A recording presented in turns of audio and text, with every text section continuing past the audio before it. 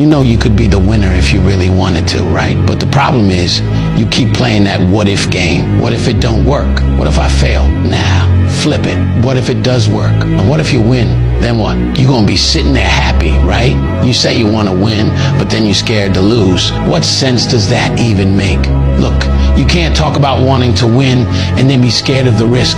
That's not how this works. If you lock in, keep your head down and stay focused on the vision, how could you not win? The only thing that's gonna make you lose is your own mindset, and that's all on you. Your biggest enemy ain't out there, it's in your head. So if you wanna win, you gotta get out of your own way. And here's the truth. Every time you doubt yourself, you're slowing down your own progress. You either believe in yourself or you don't. There's no in between. If you keep second guessing everything, you're already losing.